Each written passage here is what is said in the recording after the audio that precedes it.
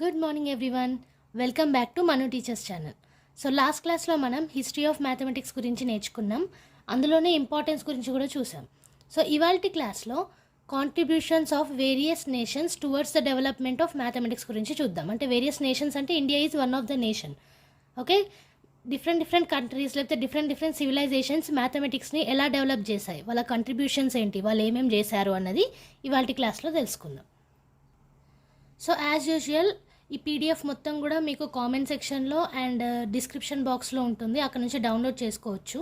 And every Tuesday and Thursday మనకి BEd programme అనేది నడుస్తూ ఉంటుంది. బీఎడ్ క్లాసెస్ ఫస్ట్ ఇయర్ వాళ్ళకి, ఫస్ట్ సెమ్ వాళ్ళకి, అది కూడా మ్యాథమెటిక్స్లో రెగ్యులర్గా వీడియోస్ అనేటివి వస్తూనే ఉంటాయి. మధ్య మధ్యలో మనకి సీటెట్కి సంబంధించినవి లేకపోతే కంప్యూటర్ బేస్డ్ ఇన్ఫర్మేషన్ గురించి కానీ అండ్ కొన్ని కాంపిటేటివ్ ఎగ్జామ్స్ గురించి కూడా నేను వీడియోస్ని అప్లోడ్ చేస్తూ ఉంటాను.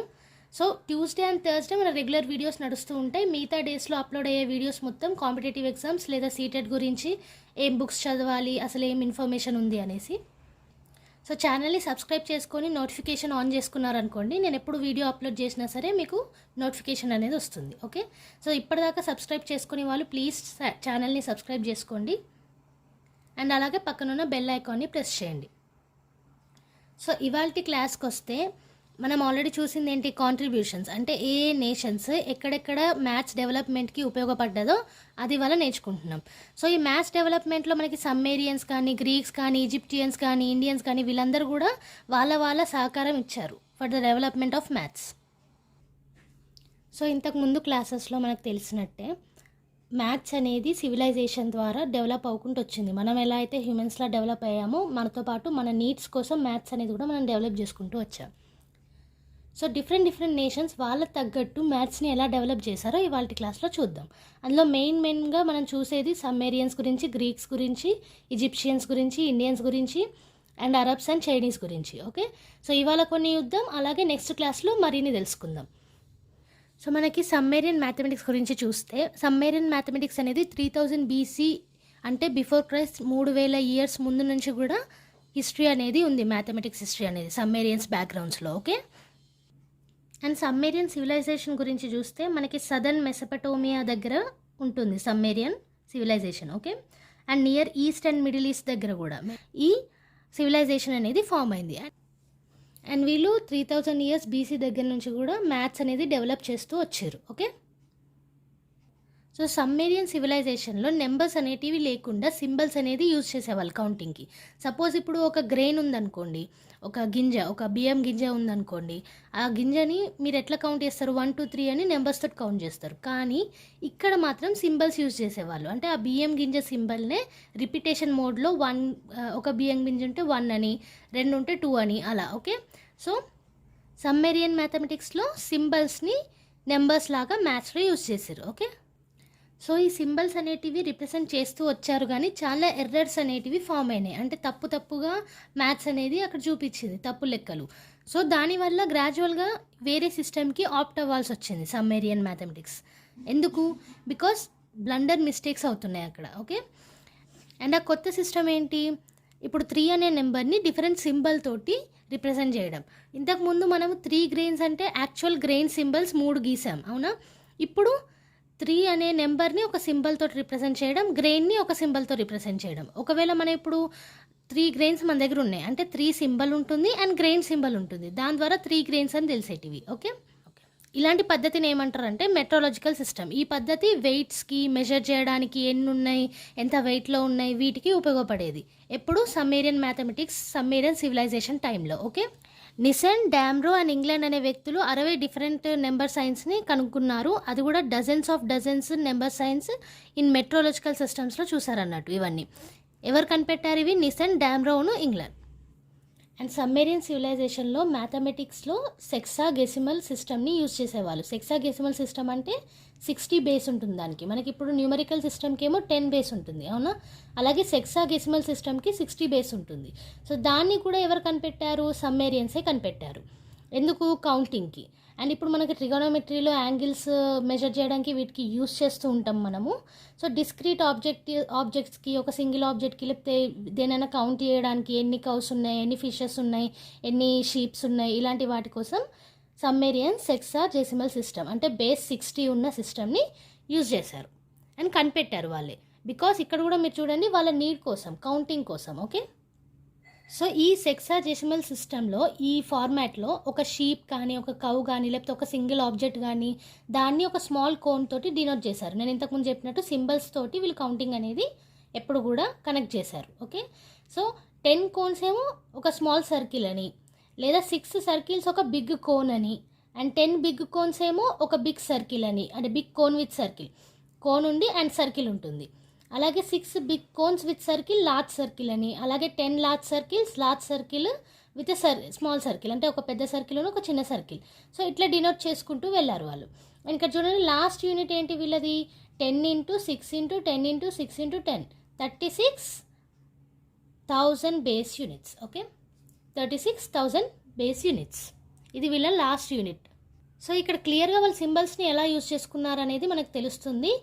దేనికి ఏ సింబల్ని ఈక్వల్ చేసుకున్నారని కూడా మనకి ఇక్కడ అర్థమవుతుంది. ఓకే, సో లాస్ట్ యూనిట్ ఏంటి, 36,000 బేస్ యూనిట్స్ లాస్ట్ యూనిట్ ఇది. Okay, so civilisation carry out అయింది, సమ్మేరియన్ సివిలైజేషన్. అలాగే మ్యాథమెటిక్స్ కూడా డెవలప్ చేశారు వాళ్ళు వాళ్ళ సివిలైజేషన్తో పాటు. సో సెక్సాజెసిమల్ సిస్టమ్ అనేది వాళ్ళు యూజ్ చేశారు ఫస్ట్, కానీ వాళ్ళకి కావాల్సిన నీడ్స్ ప్రకారం పై సెక్సాజెసిమల్ కానీ లేకపోతే న్యూ సెక్సాజెసిమల్ సిస్టమ్ని కానీ డెవలప్ చేసుకుంటూ వెళ్ళారు టైంతో పాటు. ఓకే, సో సింపుల్గా సమ్మేరియన్ మ్యాథమెటిక్స్లో మనకి 3000 BC అప్పటి నుంచి సమ్మేరియన్ మ్యాథమెటిక్స్ అనేది హిస్టరీ ఉంది.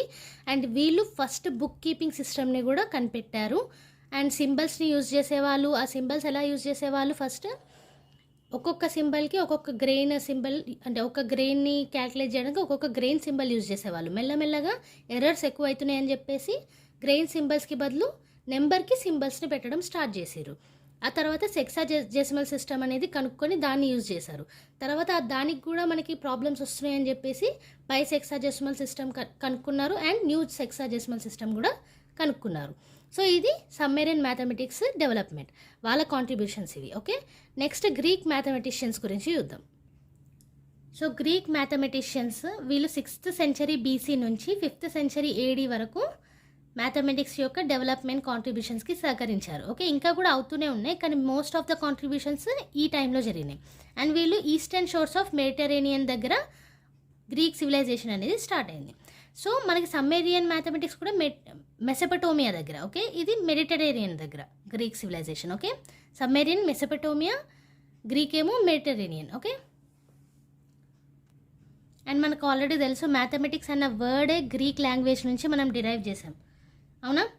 మ్యాథమెటిక్స్ అంటే మ్యాథమా అని, సబ్జెక్ట్ ఆఫ్ ఇన్స్ట్రక్షన్ అని నేను ఫస్ట్ యూనిట్లోనే ఎక్స్ప్లెయిన్ చేశాను. మ్యాథమెటిక్స్ యొక్క వర్డ్ ఎక్కడి నుంచి వచ్చిందని, అది మనకి గ్రీక్ లాంగ్వేజ్ నుంచి వచ్చిందని అక్కడే తెలిసింది.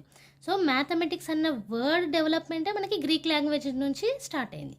సో అది కూడా one of the biggest contribution of Greek mathematicians. Okay, so ఈ గ్రీక్ వాళ్ళల్లో చాలామంది మంచి మంచి మ్యాథమెటిషియన్స్ ఉన్నారు. అందులో థేల్స్ అనే వ్యక్తి కూడా చాలా వైజ్ మెన్, ఈయన 7 wise men ఆఫ్ గ్రీస్లో ఒకడైన.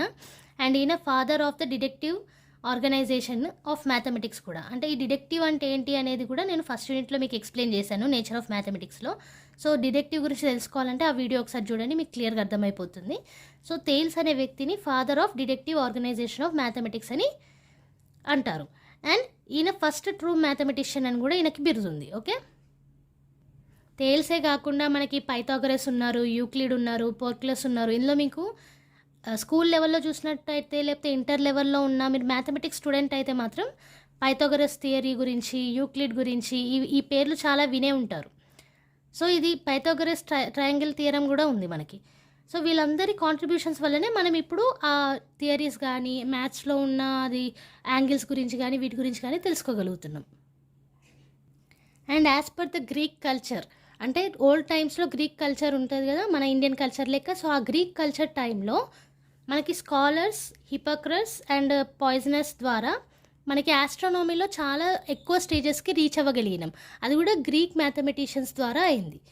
ఓకే, సో గ్రీక్లో ఫస్ట్ నెంబర్ సిస్టమ్ ఏంటి, ఆక్రోఫోనిక్ సిస్టమ్. ఓకే, సమ్మేరియన్ మ్యాథమెటిక్స్లో మనకి సెక్సాజెసిమల్ సిస్టమ్ గురించి చూసాం. ఇక్కడ గ్రీక్ నెంబర్స్లో ఫస్ట్ ఏంటి, ఆక్రోఫోనిక్ సిస్టమ్. ఇది కొంచెం రోమన్ న్యూమరల్స్ రోమన్ నెంబర్ సిస్టంలో బేస్ అయి ఉంటుంది ప్రిన్సిపల్స్ అనేటివి.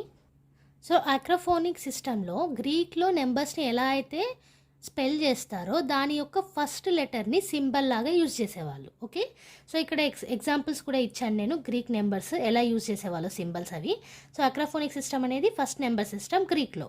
అది దేని మీద బేస్ అయి ఉంది అంటే ప్రిన్సిపల్స్ అవి కూడా దేని మీద బేస్ అయి ఉన్నాయి, రోమన్ న్యూమరల్స్ మీద, రోమన్ సిస్టమ్ మీద. Okay, and coming to important Greek mathematicians, మనకి యూక్లిడ్ ఆఫ్ అలెగ్జాండ్రియా ఉన్నారు. అంటే యూక్లిడ్ అండ్ అలెగ్జాండ్రియాలో ఉండేవాళ్ళు ఈజిప్ట్లో. ఓకే, ఎప్పటి నుంచి ఎప్పటి వరకు 325 బీసీ నుంచి 265 BC.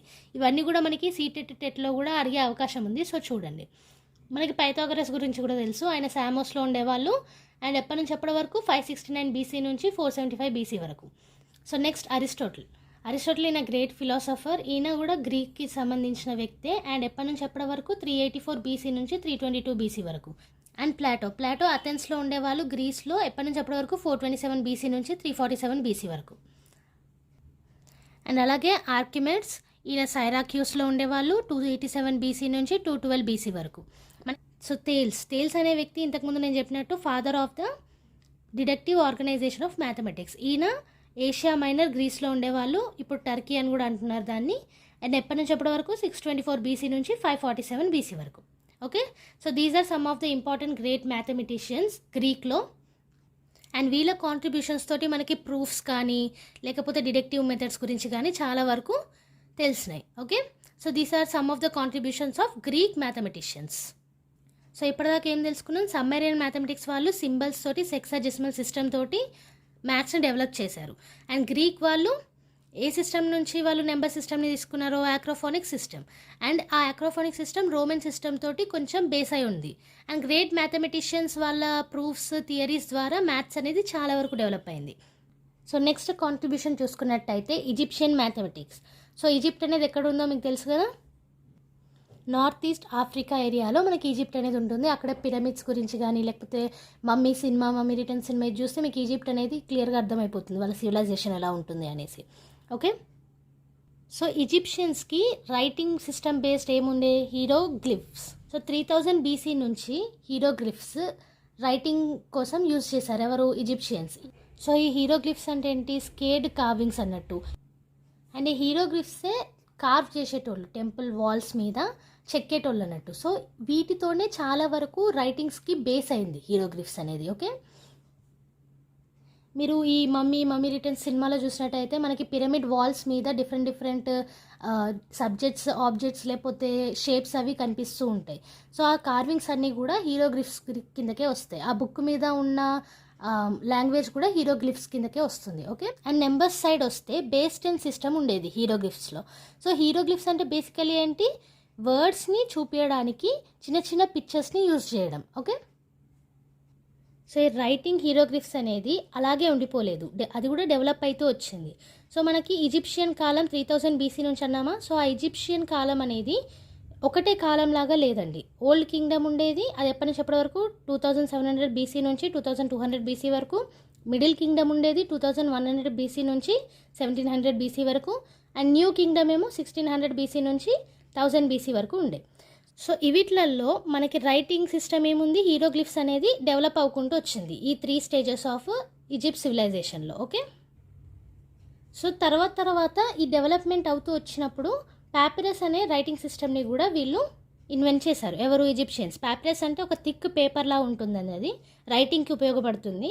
Mostly papyrus plant, cypress plant నుంచి వీటిని తయారు చేస్తారు. ఓకే, సో ఫస్ట్ ఏమో హీరోగ్లిఫ్స్ అవి టెంపుల్స్ వాల్స్ మీద లేకపోతే పిరమిడ్ వాల్స్ మీద చెక్కేవాళ్ళు అన్నట్టు, ఏంటి పిక్చర్స్ని. ఆ తర్వాత పాపిరస్ అనే థిక్ పేపర్ మీద రైటింగ్స్ అనేది మొదలైనాయి. ఎక్కడ, ఈజిప్షియన్ సివిలైజేషన్లో. సో ఈజిప్షియన్ సివిలైజేషన్లో మనకి డివిజన్ కానీ మల్టిప్లికేషన్ కానీ, ఇప్పుడు మనం ఎలా చేస్తున్నాం, డివిజన్ చేయాలంటే హాఫ్ చేస్తాం. ఓకే, అంటే డివైడెడ్ బై అనే ఇస్తాం. అండ్ మల్టిప్లికేషన్ చేయాలంటే డబుల్ చేస్తాం దాన్ని, అవునా, అంటే ఇంటూ చేస్తాం. సో అప్పుడు కూడా అదే ఈజిప్షియన్ వాళ్ళు కనిపెట్టారు. అండ్ ఎందుకు, ఇప్పుడు ఒక బ్రెడ్ ఉందనుకోండి, నెంబర్ ఆఫ్ మెన్కి ఎలా బ్రెడ్ని ఈక్వల్గా ఇవ్వాలి అన్న దానికోసం అర్థమెటిక్ ప్రాబ్లమ్స్, ఈ డివిజన్ మల్టిప్లికేషన్ అనేది కనుక్కున్నారు. ఇక్కడ కూడా మీరు చూడండి, నీడ్ కోసమే మ్యాథమెటిక్స్ని డెవలప్ చేశారు. సో అర్థమెటిక్ ప్రాబ్లమ్స్ ఎలాగైతే యూజ్ చేశారో అలాగే ఆల్జీబ్రాని కూడా కనుక్కున్నారు. ఎట్లా, వాళ్ళకి కావాల్సిన వస్తువులు వాళ్ళు కరెక్ట్గా చేసుకోవడానికి. సో వాళ్ళ ఫ్రాక్షన్స్ కానీ వాళ్ళ ఈక్వేషన్స్ కానీ కరెక్ట్గా ఉండేటివి. సో దాని ద్వారా వాళ్ళ ఆల్జీబ్రాని కూడా సాధించగలిగారు. ఎక్కడ? ఈజిప్ట్ సివిలైజేషన్లో. ఓకే. అండ్ ఏరియాస్ కనుక్కోవడానికి జామెట్రీ అనేది కూడా తీసుకొచ్చారు ఈజిప్షియన్ సివిలైజేషన్లో. ఓకే. సో ఈజిప్షియన్స్ ఏమేమి కనుక్కున్నారు మనకి? Arithmetic, algebra and geometry. జామెట్రీలో మనకి ఏరియాస్ కోసం ఏరియా ఆఫ్ ద సర్కిల్ కానీ, డయామీటర్ ఎంత, లేకపోతే area of the triangle for pyramids కానీ, ఇవన్నీ కూడా ఈజిప్షియన్స్ మ్యాథమెటిక్స్ని యూస్ చేసి సాల్వ్ చేసుకున్నారు వాళ్ళ ప్రాబ్లమ్స్. ఓకే. సో ఇప్పుడు మ్యాథమెటిషియన్స్ గురించి చూద్దాం. ఈజిప్ట్ కాలంలో, ఈజిప్ట్ సివిలైజేషన్లో. సో ఫస్ట్ ఎవరు? Claudius Ptolemy. ఈయన ఎప్పటి నుంచి ఎప్పటిదాకా? AD 85 నుంచి 165 దాకా ఈజిప్ట్లో అలెగ్జాండ్రియా ఏరియాలో ఉన్నారు. అండ్ నెక్స్ట్ ఎవరు? అబు కలీం. ఈయన AD 850 నుంచి 950 వరకు ఈజిప్ట్లో ఉన్నారు. And next హీరోన్. ఈయన AD 10 నుంచి AD 75 వరకు అలెగ్జాండ్రియా అనే ఏరియాలో ఈజిప్ట్లో ఉన్నారు. And next Pappus. ఈయన కూడా అలెగ్జాండ్రియా ఏరియాలోనే ఉన్నారు ఈజిప్ట్లో. అండ్ AD 290 నుంచి AD 350 వరకు. నెక్స్ట్ డయోఫాంటస్. ఈయన కూడా అలెగ్జాండ్రియా ఏరియాలోనే ఈజిప్ట్లో AD 200 నుంచి AD 284 వరకు ఉన్నారు. సో వీళ్ళందరూ కూడా గ్రేట్ మ్యాథమెటిషియన్స్ ఈజిప్ట్ సివిలైజేషన్ కాలంలో. సో వీళ్ళ ద్వారా కూడా మనకి మ్యాథమెటిక్స్ అనేది డెవలప్ అయ్యేది. చూసారు కదా ఇంతకుముందు అర్థమెటిక్ రీజన్స్ గురించి కానీ, లేకపోతే ఆల్జిబ్రా కానీ, జామెట్రీ కానీ, మ్యాథ్స్ అనేది ఆ విధంగా డెవలప్ అవ్వకుంటూ వచ్చింది ఆఫ్టర్ గ్రీక్స్. ఓకే.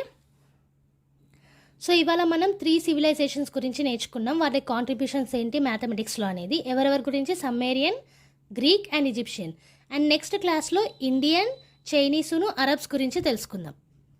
సో ఆ కాంట్రిబ్యూషన్స్లో సమ్మేరియన్ వాళ్ళేమో సింబల్స్ తోటి ఎలా కౌంట్ చేశారు అండ్ సెక్సాడెసిమల్ సిస్టమ్ అంటే ఏంటని సమ్మేరియన్ సివిలైజేషన్లో చూసాం. గ్రీక్ మ్యాథమెటిషియన్స్ ఎంతగా ప్రూఫ్స్ కానీ, లేకపోతే అసలు ఎందుకు అని రీజనింగ్ కానీ, ఇవన్నీ కూడా గ్రీక్ మ్యాథమెటిషియన్స్ ఎలా చేశారో చూసాం. అందులో ఇంపార్టెంట్ మ్యాథమెటిషియన్స్ గురించి చూసాం. అండ్ వాళ్ళ ఆక్రోఫోనిక్ న్యూమరల్ సిస్టమ్ గురించి కూడా చూసాం. అండ్ నెక్స్ట్ ఏంటి? ఈజిప్షియన్ మ్యాథమెటిక్స్ వాళ్ళు ఆల్జీబ్రా గురించి కానీ, అర్థమెటిక్స్ గురించి కానీ, జామెట్రీ గురించి కానీ ఎలా డెవలప్ చేశారో చూసాం. దేనికోసం డెవలప్ చేశారో చూసాం. అండ్ గ్రేట్ మ్యాథమెటిషియన్స్ గురించి కూడా తెలుసుకున్నాం. అండ్ ఆల్సో వాళ్ళ హీరోగ్లిఫ్స్ను, పాపిరస్ రైటింగ్స్ గురించి కూడా చూసాం. సో నెక్స్ట్ క్లాస్లో India, Arabs and Chinese contributions గురించి నేర్చుకుందాం. సో దాంతో మనకి కాంట్రిబ్యూషన్స్ ఆఫ్ వేరియస్ నేషన్స్ అనేది కంప్లీట్ అవుతుంది మ్యాథమెటిక్స్లో, హిస్టరీ ఆఫ్ మ్యాథమెటిక్స్లో. ఇదంతా కూడా మనకి టెట్ అండ్ సీటెట్లో చాలా యూజ్ అవుతుందండి, హిస్టరీ ఆఫ్ మ్యాథమెటిక్స్ ఈ యూనిట్ మొత్తం. సో చాలా జాగ్రత్తగా చూడండి. ఈ వీడియోలో ఎక్స్ప్లెనేషన్ మీకు నచ్చినట్టయితే ప్లీజ్ లైక్ చేయండి, షేర్ చేయండి, అలాగే కామెంట్ చేయండి, సబ్స్క్రైబ్ చేసుకోండి, బెల్ ఐకాన్ని ప్రెస్ చేయడం మాత్రం మర్చిపోవద్దు. Thank you everyone. Bye bye.